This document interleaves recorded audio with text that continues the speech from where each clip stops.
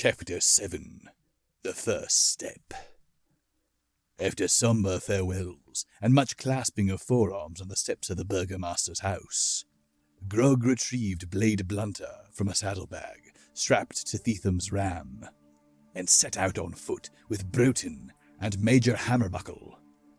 Halfway up the gravelled path, he turned and looked back at the house. Thetham was barking orders at a group of King's Guards, and the burgomaster was eating a chicken leg. The king was staring directly at Grog. When their eyes met, the king gave Grog a slow, regal wave, which seemed to convey the words, "Don't screw this up, Grog." After leaving the estate, Broughton and the Major walked briskly through the streets of Longdale, talking to one another in low, serious voices. Grog trailed behind, staggering and weaving all over the cobblestones. "Keep up, Grog!"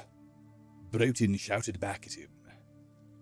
Grog quickened his pace like a scolded child, and wished that he hadn't indulged quite so enthusiastically in the burgomaster's whiskey and weed supplies.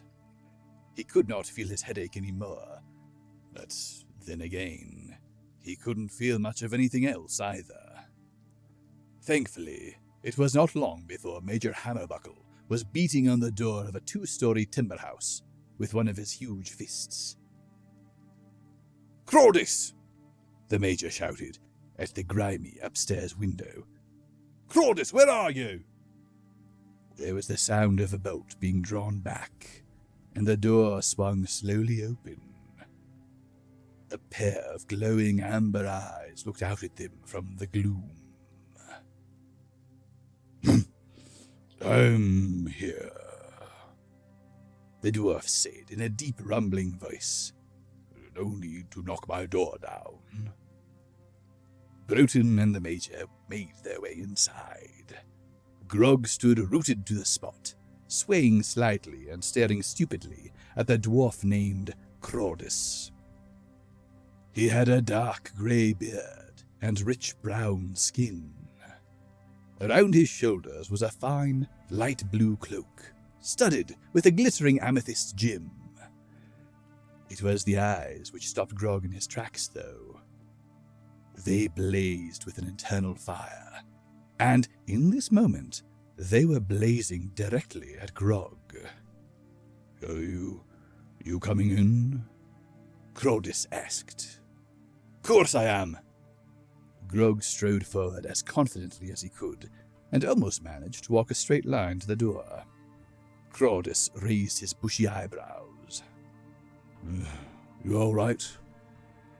"Injured in the battle last night," Grog said gravely. "Still a little unsteady on my feet." Crawdis's eyes rose a little higher, disappearing beneath the rim of his golden helm. Grog didn't bother taking affront to Crawdis's incredulity. He smelled like a distillery, and he knew it.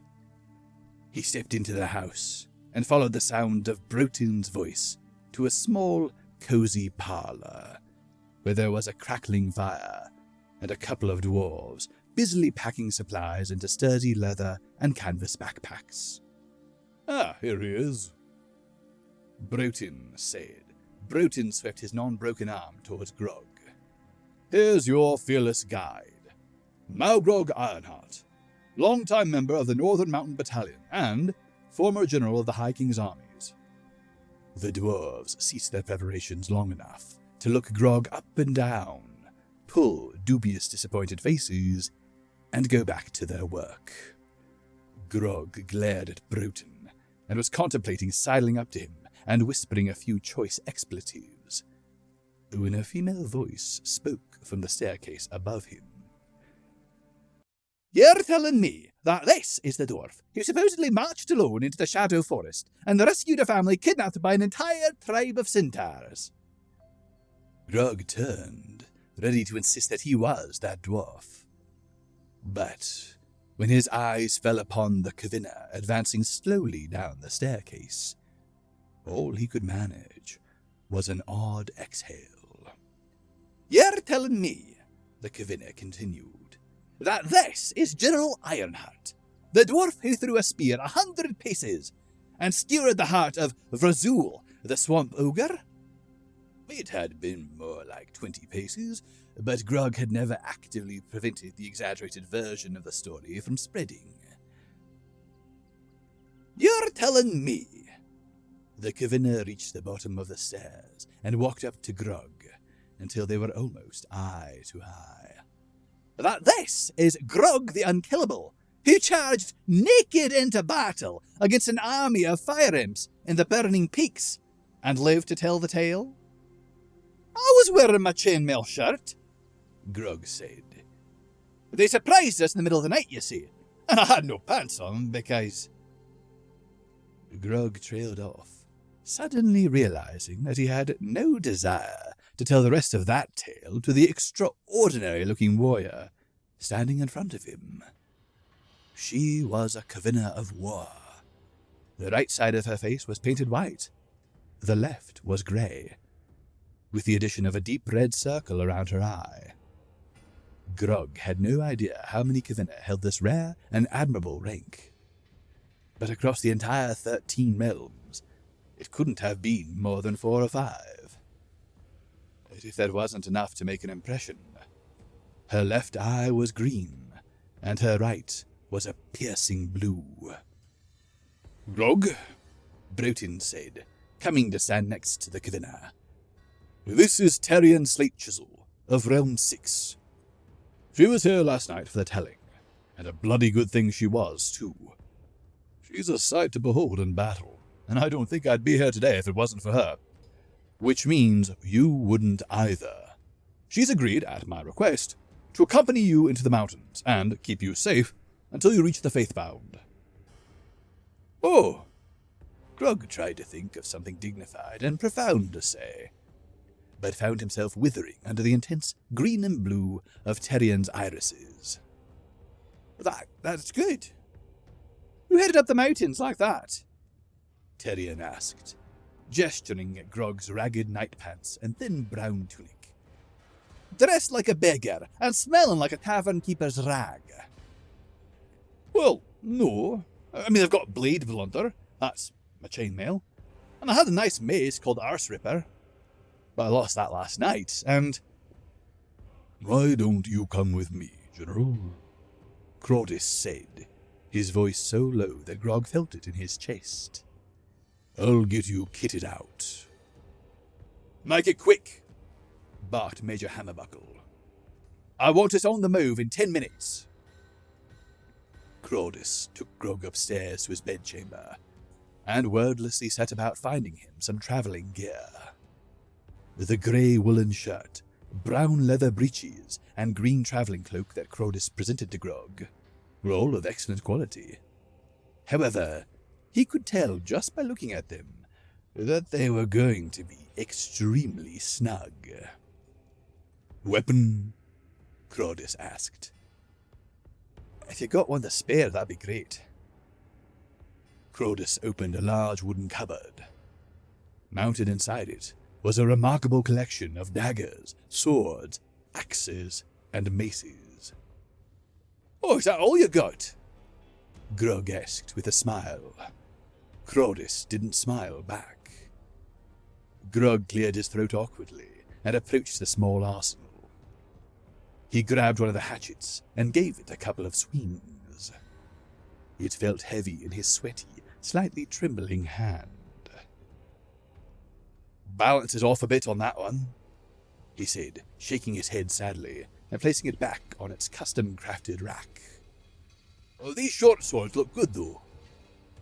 He took one of the blades and pretended to squint expertly along its length, whilst deciding whether he could carry a pair of them up a mountainside.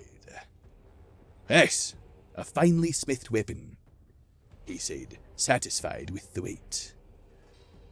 Crodis pulled open a large drawer to the left of the weapon rack and picked out a belt and a pair of stiff leather scabbards. I'll repay your generosity someday, Grog said, taking the latest of Crodis's offerings. I promise. You can repay it, Crodis said as he crossed the room. by getting us safely and quickly to the faithbound. At the top of the staircase, he turned and fixed Grog with his burning eyes. I'll leave you to get changed. The faintest hint of a grin tugged at the corner of the somber dwarf's mouth, as he looked back and forth between Grog and the clothes he'd laid out on the bed. Good luck. Grog stripped down to his tattered undergarments and began trying to squeeze into the traveling clothes. It soon became evident, however, that Crodus's well wishes had not been sufficient to bestow him with luck. It required an exhausting amount of tugging, jumping, heaving, and grunting just to get the breeches on. The woolen shirt wasn't much easier, and even Blade Blunter took a good deal of convincing before it would make its way down over his belly. Beards of the Ancient Ones, I have come fat, Grog panted as he reached for the travelling cloak. Thankfully, that fell over his shoulders without an issue, and the soft leather boots fit well enough. He strapped on the belt and scabbards, then picked up the pair of swords. A familiar and not unpleasant sensation swept over him as he slid the weapons home with a satisfying clunk. He hadn't been properly dressed and equipped for adventure and combat in well over a year. He couldn't say that he felt comfortable in this moment, but he felt something. "Ironheart!" came Major Hammerbuckle's roaring voice from downstairs. "What the fuck are you doing up there? It's time to leave!" Grog made his way downstairs. As he entered the parlor, the faint wisps of something that had arisen in him when he'd finished dressing were blasted away by a gale of laughter. Major Hammerbuckle was laughing. Some bastard dwarf in titanium chainmail that Grog hadn't met yet was laughing and pointing at Grog's uncomfortably tight breeches.